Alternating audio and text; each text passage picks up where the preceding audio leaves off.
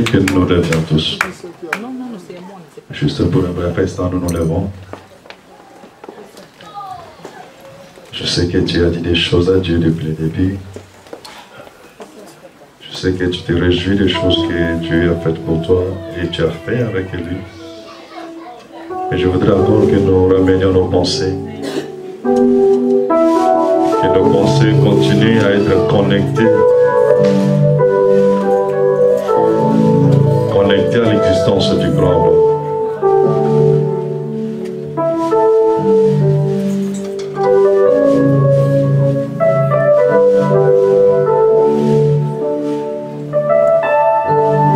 Laisse que ton cœur, dans ton silence, s'exprime devant Dieu. Laisse que ton cœur parle à Dieu.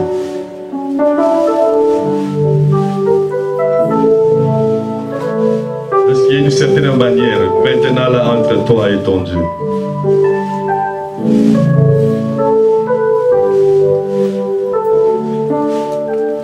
Que ce ne soit pas juste que tu sois debout ou que tu sois silencieux, mais qu'il y ait quelque chose qui se passe entre toi et ton Créateur.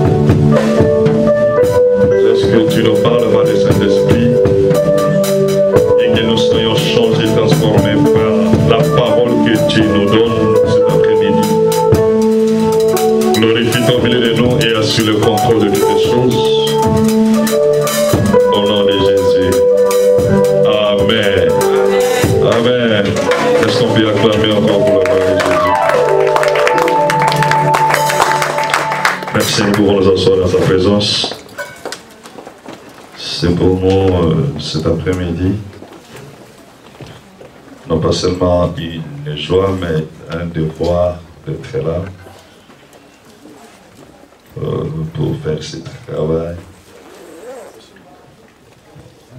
Nous nous étions sentis obligés de le faire, compte tenu des choses que Dieu seul sait qu'il est en train de faire dans cette église, dans cette communauté. Et donc, bien évidemment, nous en faisons partie parce que nous sommes tous concernés.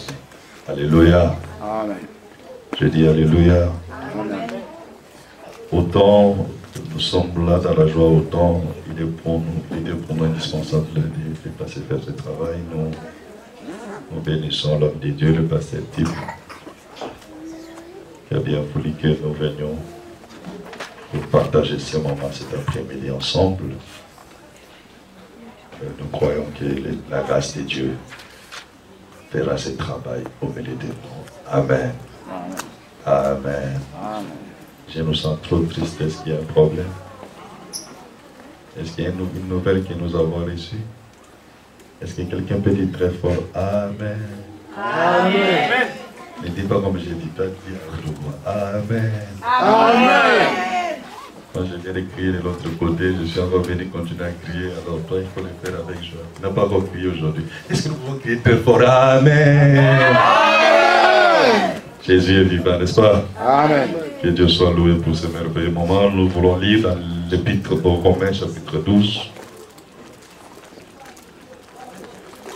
Romains, chapitre 12, juste le premier verset. Et si nous pouvons nous lever pour honorer la parole. La Bible dit, je vous exhorte, donc frères, par la compassion de Dieu, à offrir vos corps comme un sacrifice vivant, saint, agréable à Dieu, ce qui sera de votre part un culte raisonnable, la parole du Seigneur. Amen. Nous allons nous asseoir et nous acclamons pour cette merveilleuse parole. La Bible nous parle, ce n'est pas tous les versets que nous allons essayer d'exploiter cet après-midi, ça nous prendrait un séminaire d'une semaine. Mais nous voulons juste attirer notre attention sur ces verbes très importants dans ces passages qui dit offrez vos corps. En d'autres termes, donnez vos corps. En d'autres termes, livrez vos corps. En d'autres termes, prenez vos corps et abandonnez-les à quelqu'un. Et mais là, la Bible nous dit que ce corps soit offert à Dieu.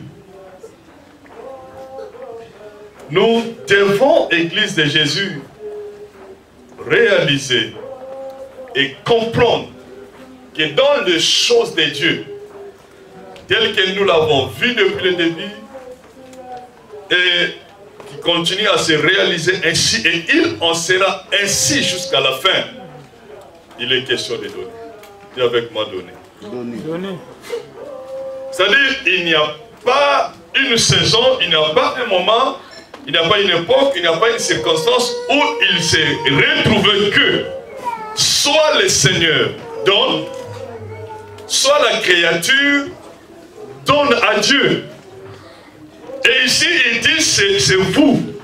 Il n'est pas question ici d'une certaine offrande, d'une libéralité, d'une action.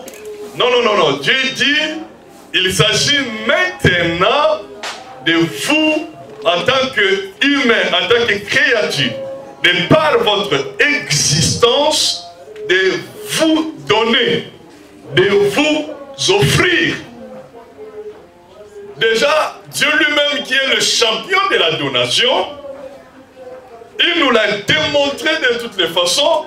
Il revient maintenant nous dire, il est maintenant moment, il est maintenant temps, il est maintenant question d'être soi-même, c'est-à-dire ce que je suis, mon corps, mon âme, mon esprit, c'est-à-dire mon existence invisible et mon existence visible, être pour Dieu une offrande, être pour Dieu une donation, c'est prendre soi-même et se livrer à Dieu.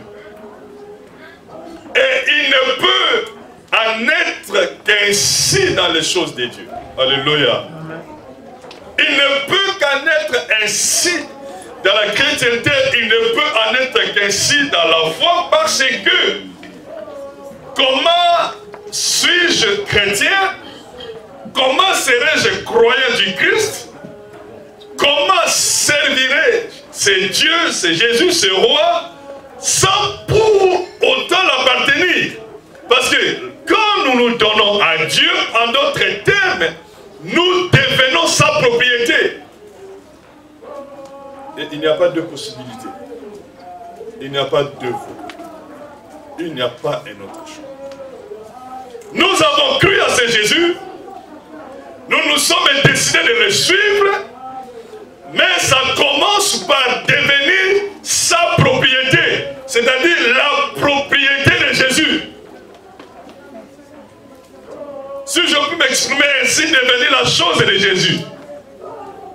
Si je peux m'exprimer autrement, c'est-à-dire devenir l'instrument de Jésus. Et quand on se donne à Jésus, c'est que on doit se mettre dans la tête et vivre la chose ainsi qu'on ne s'appartient plus à soi-même. La Bible dit, vous ne vous appartenez plus à vous-même. Et cela a des implications. Parce que quand je prends par exemple ces pots de fleurs et que je les donne à mon frère, c'est-à-dire moi qui suis propriétaire de la chose, qui l'ai peut-être acheté, dépensé pour ça, qui faisait ma joie, dont j'en jouissais comme je veux. Mais dès l'instant où je le donne à quelqu'un, ma jouissance sur la chose s'arrête. Et commence là la jouissance de la chose par la personne à laquelle j'ai remis la chose. C'est-à-dire, lorsque nous nous offrons à Jésus, nous arrêtons de vivre selon nous. Nous arrêtons de penser selon nous. Nous arrêtons d'exister selon nous. Et nous existons dorénavant selon la personne, c'est-à-dire selon Jésus à qui nous nous sommes donnés. Dans la pensée, dans la mentalité, même dans son quotidien. Comment j'organise ma journée, comment je cadence ma journée, comment je fais mes projections de la vie, en réalité, et d'abord, c'est le Seigneur Jésus qui devait se retrouver. Parce que je ne m'appartiens plus à moi-même. Puisque je ne m'appartiens plus à moi-même, comment est-ce que je réfléchis? Comment est-ce que je pense? Comment est-ce que je vis? Et quel est mon rapport avec lui? Je me prends tel que je suis et je me donne à Jésus. Cette évidence, aucun chrétien ne peut s'en dédouaner. Et c'est la seule évidence qui vraiment fait que nous vivions cette communion avec le Seigneur. On ne peut pas être chrétien et ne pas appartenir à Dieu. D'ailleurs, on dit de nous que nous sommes ses serviteurs, c'est-à-dire à lui Dieu. L'identité que nous avons, c'est l'identité de Christ. Et c'est l'identité de Christ que nous portons. Nous sommes enfants de Dieu par la filiation en Jésus. C'est lui qui a fait de nous la race que nous sommes devenus. C'est lui qui a fait de nous la nation que nous sommes devenus. C'est lui qui a fait de nous le sacerdoce que nous sommes devenus. C'est lui qui a fait de nous ce royaume que nous sommes devenus. En d'autres termes, il n'y a rien sous le soleil que nous soyons devenus, ou il n'y a rien sous le soleil auquel nous soyons accédés sans l'intervention de la grâce, sans l'intervention de la faveur de Dieu. Donc, quand je suis venu à Jésus, je suis venu à Jésus avec mes deux pieds. Quand je suis venu à Jésus, je suis venu à Jésus avec mes deux mains. Je suis venu à Jésus avec ma tête, avec mon intelligence. Je suis venu à Jésus avec mes capacités. Je suis venu à Jésus avec mes potentiels. Je suis venu à Jésus avec mon mari, ma femme, mes enfants. Je suis venu à Jésus en d'autres termes avec tout ce que je suis et avec tout ce que j'ai. Parce que, est-ce que quand je pense, j'organise ma journée, mon agenda, quand je fais mes projets, quand je fais mes programmes, est-ce que je le fais vraiment comme un bien appartenant à Jésus? Parce que le Seigneur dit, là au ciel, là, assis sur son trône, c'est comme ça qu'il nous voit. Les biens, les instruments, lui appartenant. Ce n'est pas démarche visible, ce n'est pas une démarche physique, ce n'est pas une démarche charnelle, c'est un état de cœur. Je sais que je n'appartiens plus à moi-même. Je sais que j'appartiens à quelqu'un. Je suis moi là, la propriété de quelqu'un. Et cela n'a rien à voir avec le rythme de ta venue à l'église. Tu peux venir 1 heure de temps à l'église, 1 heure de temps avant le programme. Si le cœur n'est pas à Jésus, ça ne change rien. Tu peux venir chaque jour, mercredi, vendredi, dimanche. Plus régulier même que le tata pasteur. Si le cœur n'est pas à Jésus, ta présence ne fait rien.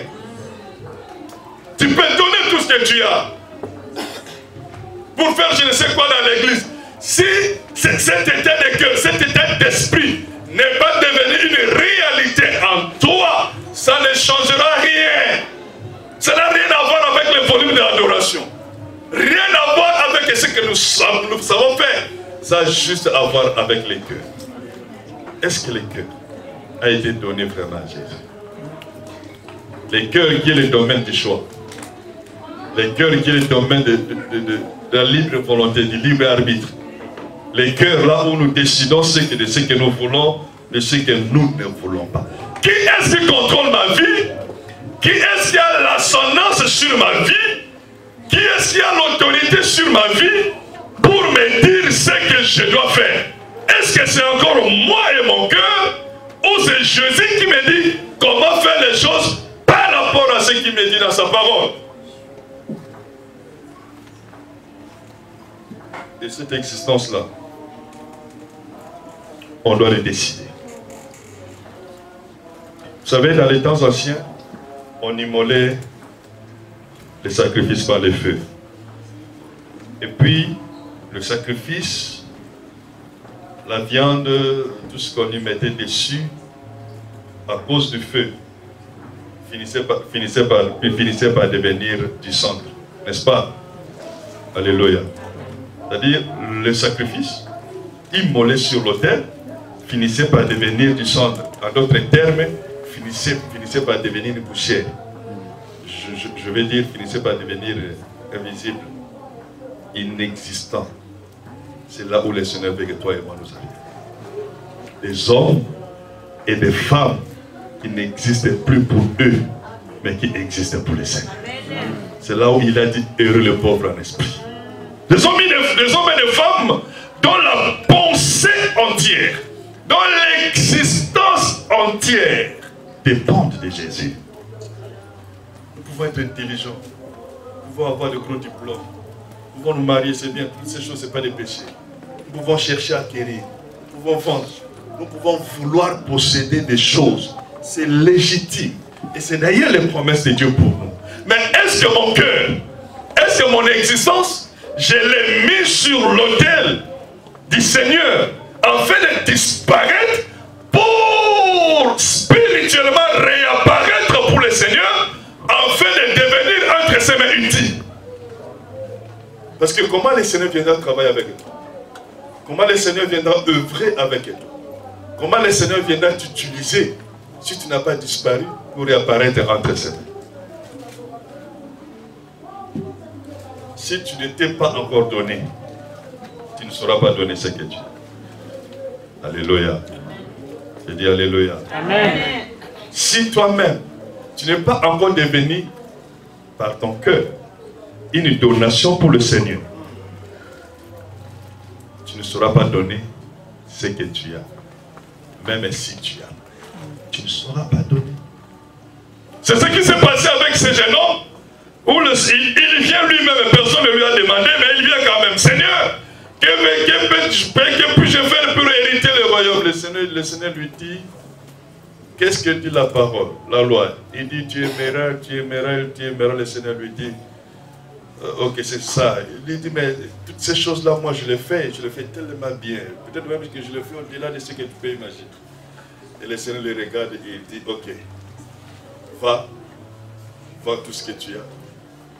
Donne-le aux pauvres. Après, viens et suis-moi. Lorsqu'il a écouté ça, son cœur a été tourmenté. Son cœur a été choqué. Pourquoi? Parce qu'il avait cru que servir Dieu, vivre avec Dieu, consistait à la religion. Et la religion, c'est justement l'apparence des choses que nous faisons dans l'église. Non, chez nous, les choses se font comme ça, se font comme ça, se font comme ça. Moi, je vais tous les jours à l'église. Moi, je vais chaque mercredi, je suis à l'église. Chaque vendredi, je suis à l'église. D'ailleurs, chaque connexion téléphonique de prière, de chaque soir, moi, je ne manque pas. C'est bien. Lorsque la religion n'est pas accompagnée de la foi et de l'œuvre du Saint-Esprit, la religion devient zéro. Oui, parce que la religion, c'est l'autre part à nous les humains. Ce qui fait que les cultes se passent tel que nous l'avons organisé là. C'est la religion. Ça, c'est notre part. Mais la religion devient péché lorsque Dieu ne se retrouve pas. Il s'est dit, sûrement il a considéré ses richesses, il a considéré la vie qu'il menait dans la société, il a considéré la facilité de son existence, parce que sûrement il était riche, il s'est dit, mais non, la vie que je mène est plus importante que me donner entièrement à Dieu. Non, bien aimé, je vais te dire, ce que tu es et ce que tu as ne sont pas plus importants que de donner ton cœur entièrement à Jésus. Donner le cœur entièrement à Jésus reste et restera la chose la plus importante, au-delà et au-dessus de toutes les choses. D'ailleurs, toutes les choses découlent et découleront du cœur que tu auras donné à Jésus. C'est là où même les mariages prendront la seconde position. C'est là où les enfants prendront la seconde position. Ton travail prendra la seconde position. Tes projets, ton planning de la journée, tes projections, ton commerce prendront la seconde position. Et que Dieu sera toujours priorité. Si toi et moi nous n'arrivons pas à ce niveau-là, c'est que quelque part, nous ne sommes pas encore sur l'autel de la libation. Nous ne sommes pas encore sur l'autel de l'offrande. En d'autres termes, nous ne nous sommes pas encore offerts. Et j'ai dit tout à l'heure, pour arriver à donner, il faut commencer par se donner. C'est ainsi, vous savez, ça a été, je vais dire, c'est le mot que j'ai pas un autre mot, mais je vais le dire quand même ainsi, ça a été plus ou moins facile pour Abraham d'être en mesure de donner Isaac. Vous savez pourquoi? Parce qu'Abraham avait déjà tout donné à Dieu. Peut-être il ne restait que Isaac pour donner à Dieu. Abraham s'était déjà donné à Dieu. Et sa femme était tellement gentille qu'elle avait déjà accepté que son mari la donne à Dieu. Les biens d'Abraham étaient déjà donnés à Dieu. Parce qu'imaginez un homme qui sur le chemin, il rencontre un monsieur qui n'a aucune identité, qui n'a aucune histoire, qui n'a aucun CV. Bon, il s'est dit, je me suis tellement déjà donné à Dieu que Dieu ne peut pas me mettre sur un mauvais chemin. Donc ce monsieur que je vois, il doit forcément avoir la nature de Dieu. Et il ne s'arrêtait pas là. Il s'était déjà donné. Et imaginez, dans la maison de son père, il n'a pas encore enterré son père, selon leur tradition. Et Dieu lui dit, quitte la maison de ton père, va vers les lieux que je t'indiquerai. Quand Dieu lui disait ces choses, il n'avait même pas encore indiqué la direction. Dieu n'avait pas dit, va au nord, va vers le sud. Dieu lui dit, sors. Je ne sais pas quelle a été la première réaction de maman Sarah, mais s'ils sont sortis avec maman Sarah, c'est que maman Sarah avait consenti. C'est-à-dire ils ont sacrifié le poids et l'obligation, pour ne pas dire les liens de la tradition. Ces garçons n'avaient pas le droit de sortir de la maison de son père, tant que son père était vivant. Mais il sort quand même. Il sort avec sa femme. Déjà, première volonté de Sophie. Et quand offrant sa vie dans le désert, jusqu'à ce qu'il se rencontre avec Melchisedec, il lui donne cette dîme avec une telle facilité. Il ne réfléchit pas deux fois. Il ne pense pas à autre chose. Dans les temps anciens, la dîme était donnée au roi. Sinon, au chef auquel on était inféodé. Mais lui, il se rencontre avec un homme, je ne sais pas quel a été l'objet de la discussion, et il se rend compte qu'en réalité, c'est cet homme qui est supérieur à moi. Et il donne sa dîme librement. Il lui restait une chose. Par les miracles qui a engendré Isaac. Dieu a vu, Dieu a regardé et vu qu'Isaac ne lui était pas encore offert. Cet homme avait offert son cœur. Son mariage était offert à Dieu. Ses biens étaient offerts à Dieu. Sa volonté, quand vous lisez l'histoire d'Abraham, vous vous rendez compte combien Abraham n'avait plus de volonté. La volonté d'Abraham était innulée dans la volonté de Dieu. Mais il lui restait une chose. Son orgueil dans la société. L'expression de sa présence dans la société. Ce qui faisait de lui un père aux yeux des hommes. Ça, dans son inconscience peut-être, n'était pas encore donné à Dieu. Voilà pourquoi quand il a fallu livrer Isaac, il a fallu donner Isaac, Abraham n'a pas beaucoup souffert. Pourquoi? Parce que tout pour lui et tout en lui était déjà donné à Dieu. Amen, amen. Si tu n'étais pas encore donné à Dieu, ton offrande de chaque jour s'en trouvera affectée. Comme j'ai l'habitude de dire chez moi, il y a certaines personnes dans l'église, ils ne savent pas quand est-ce qu'il a donné l'offrande pour la dernière fois. Et si il donne ou s'il a donné, mais il ne sait pas quand est-ce qu'il a donné un 10 € pour la dernière fois. Son offrande, s'il donne beaucoup, ce jour-là, quand il réalise un exploit, c'est 5 €. Là, c'est un exploit. Sinon, c'est 2 €. 1 €. Et les canailles, ça vient même avec des centimes rouges. Avec la stratégie que je vous ai déjà montré, comment on donne quand c'est des pièces rouges là. On s'arrange pour la déposer au fond du panier. Là, ça fait moins de bruit. Pourquoi? Parce que la façon dont on s'est habillé avec les offrandes, ça n'y a pas de rapport. Donc pour que les gens ne savent pas que... Les gens vont croire que non, moi j'avais donné les 10 € qui est dans les paniers là. Or en réalité, tu as donné des centimes rouges. Mais avec la stratégie. Vous savez pourquoi? Si votre cœur est comme ça, c'est que vous ne vous êtes pas encore offert à Jésus. Amen. Pour offrir, on commence par souffrir. Si tu n'étais pas encore offert à Jésus, quand viendra l'heure du culte de mercredi, même si tu n'as rien à faire, mais tu vas réfléchir. Demain j'ai prié, demain je travaille. Je commence mon travail à 4 à 5 heures, je dois me réveiller à 3h30 pour me préparer. J'ai 1 heure de trajet, donc en tout cas même Dieu au ciel.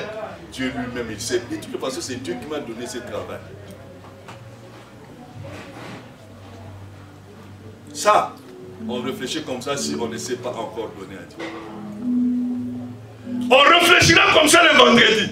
Non, non, non, Dieu sait que c'est le début de week-end. J'ai terminé le boulot avant, mais Dieu sait que je n'ai que ce week-end. Donc il faut que je fasse ceci. Oui, je t'informe pour te conforter que Dieu sait. Mais Dieu sait aussi que tu dois être un instrument entre sa main. Que tu dois vivre pour lui. Que tu dois exister pour lui. Que tu dois faire pour lui d'abord. C'est un peu l'esprit canaille que le prophète avait dit à la veuve. Oui, tu m'as dit qu'il te reste un peu de farine et il te reste peu d'huile. Oui, tu as raison. Là, tu n'as pas menti. Et tu as aussi dit, c'est vrai que tu t'as préparé à faire les beignets, les gâteaux pour ton fils, et puis vous allez attendre le temps de la mort. Ça, tu n'as pas non plus menti, tu es très gentil. Par contre, ce qui n'est pas correct dans ta bouche, ce n'est pas ton fils qui va manger après, mais c'est moi qui vais manger après.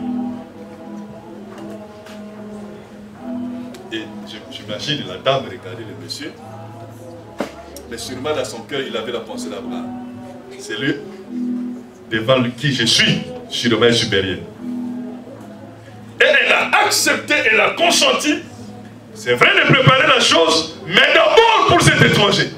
D'abord pour ce monsieur. Pourquoi? Son cœur était déjà donné. Son cœur était livré. Et même dans la souffrance, dans la paix, mais elle avait la capacité de se sacrifier.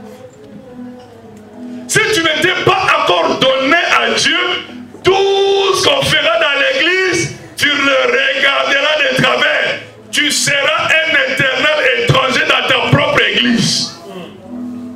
Les choses se feront. Tu ne sauras pas comment les choses sont en train d'être faites. Tu ne sauras pas comment les loyers de l'église est payé. Tu ne sauras pas comment les chaises sont achetées. Tu ne sauras pas comment les équipements arrivent dans l'église. Tu verras des changements. Tu verras des ajouts. Tu verras des modifications. Tu te contenteras de te donner. Ah, et ça vient, hein? Mais ça ne te dira rien. Pourquoi? Parce que tu n'appartiens pas à ton maître. Tu seras un permanent étranger. Mais dans ton église. L'église n'a plus soleilleuse, est terrible. Tu quand le coup de l'église n'a pas l'église n'a pas baissé par ça. L'église n'a pas.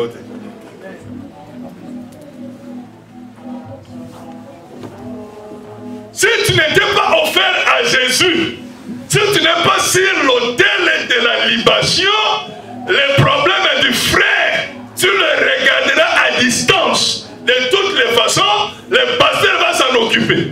Qu'il soit à l'hôpital malade, qu'il soit éprouvé par le décès d'un parent, qu'il ait un quelconque souci, tu le regarderas à distance. Pourquoi? Parce que tu considéreras le frère, tu considéreras la sœur comme un étranger, comme une étrangère.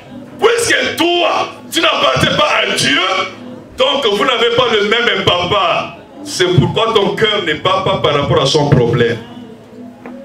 Le cœur bat. Tu disposeras 1 heure, 2 heures de la semaine ou de la journée pour aller le réconforter. Sinon, permanent étranger dans ton église. Je dis encore, ce n'est pas ton église, oh. C'est l'église de ceux qui se sont donnés à Jésus.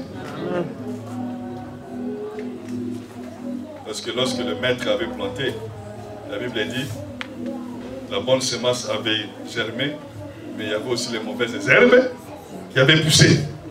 Il n'avait pas besoin de ces mauvaises herbes. Si le cœur n'est pas donné à Jésus, tu voleras ta dîme du matin au soir, du lundi au dimanche, du 1er au 31 de janvier à décembre. Tu ne vas jamais rougir. Ça ne va jamais te préoccuper le cœur. D'ailleurs, tu vas développer des théories qui vont te conforter dans ta position. Pourquoi? Puisqu'on ne sait pas donner. On ne sait pas donner sa dîme à Dieu. On ne sait pas faire en sorte que sa vie soit une vie ou une existence d'obéissance. Si on ne sait pas donner à Dieu les talents que l'on a pour mettre au service de la vision, on ne saura pas. C'est que toi et moi nous avons comme capacité, nos doigts, nos voix, nos mains, nos expériences acquises, notre intelligence que Dieu nous a donnée, peut-être même les études que Dieu a faites. Toutes ces choses, nous les avons non pas pour notre confort. Nous avons ces choses pour les mettre au service de Dieu. Tu es maçon, d'abord pour l'église de Jésus. Même s'il n'y a pas une maçonnerie à faire, mais je t'informe. Tu es maçon pour l'église de Jésus. Tu es électricien pour les choses de Jésus. Tu es femme de ménage. Il y en a qui sont femmes de ménage spécialistes. C'est-à-dire, le dos est déjà habitué, quoi. Et quand il le fait, elle est super de toutes les collègues. Mais dans l'église, il y a mais femme de chambre. Vous voyez le paradoxe, hein? Oh, vous voyez le paradoxe, hein? Femme de chambre. ça fait quoi? Femme de ménage, ça nettoie, hein? Ça arrange les lits, ça prépare la chambre d'hôtel pour que ce soit propre, pour qu'un étranger vienne là. Un païen, un étranger païen, hein? Bon, peut-être rarement un chrétien comme moi, mais le pasteur, vous savez, c'est pas chaque jour que ça dort dans un hôtel. Même quand nous allons dans des missions, des fois on nous met quelque part dans une chambre. Juste un lit, vous délaissez celle que vous allez dormir et vous réveiller. Mais vous arrangez la chose là. Pour un païen, c'est bien parce que c'est votre travail séculier. Mais dans l'église, pendant que tu fais là-bas, réponds-nous un peu combien de fois tu as pris le balai pour nettoyer l'église. Si n'est que c'est le travail de maman pasteur. Les mamans pasteur, les mamans à problème. Ces dames que nous détestons le plus dans l'église. Mais c'est elles que nous voulons le voir travailler. C'est ça le problème encore. Nous avons le zèle. Oh bien aimé, si tu as une capacité, ces capacités-là sont d'abord pour l'église. Dieu dit à Moïse, j'ai équipé personnel Olam et ses compagnons pour bâtir les tabernacles selon le modèle que je t'ai montré sur la montagne. Amen. Toi tu crois que tu sais lire pour toi? Tu sais faire je ne sais quoi pour toi?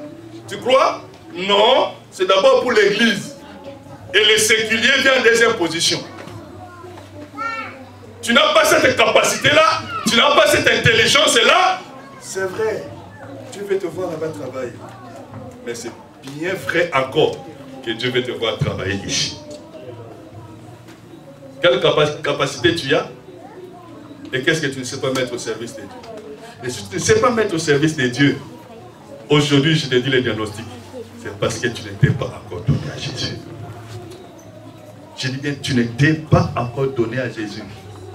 L'enfant de Dieu ne vient pas dans l'église et regarde les choses comme ne les concernant pas. Non, les choses sont les choses de son Père.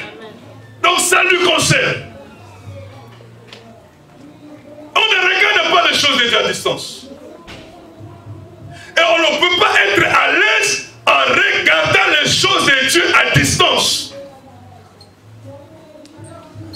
Qu'est-ce que vous croyez? Qui avait dit à Tabitha de coudre les habits pour donner à ses veuves?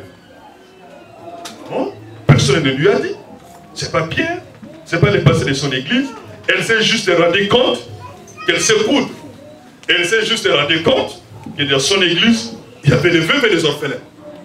Du coup, elle s'est dit, ah, ça c'est mon talent. Et c'est une responsabilité pour nous de nous occuper des veuves. Donc, j'obéis à Dieu en m'occupant des veuves. Personne ne lui a dit ces choses. C'est juste par son talent. C'est juste par ses capacités. Elle s'est mise à être utile dans la vision de son pasteur. Et le veuve était à l'aise.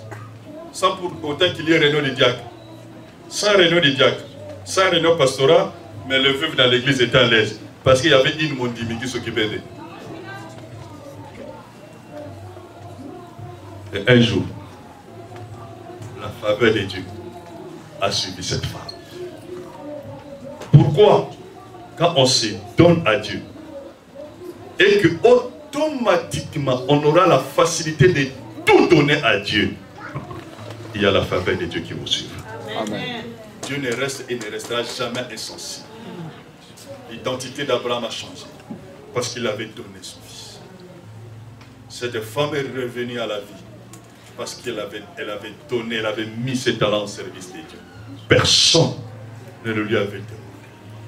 Et lorsque Pierre a demandé, et les autres m'ont demandé au Seigneur, nous avons tout quitté, nos maisons, nos femmes, nos enfants, et nous t'avons suivi. Qu'est-ce que nous allons avoir? Le Seigneur leur a dit, vous aurez la vie éternelle. Mais ici sur terre, vous aurez le sentiment. Puisqu'ils s'étaient donnés en abandonnant tout ce qu'ils avaient sur la terre, le Seigneur leur a assuré et rassuré de la bénédiction terrestre. Oui, vous aurez la vie éternelle. Mais sur terre, la bénédiction sera votre partage. Nul ne se donne et nul ne donne ce qu'il a et laissez Dieu insensible. Non, Dieu te regardera toujours avec un regard favorable. Dieu te regardera toujours avec une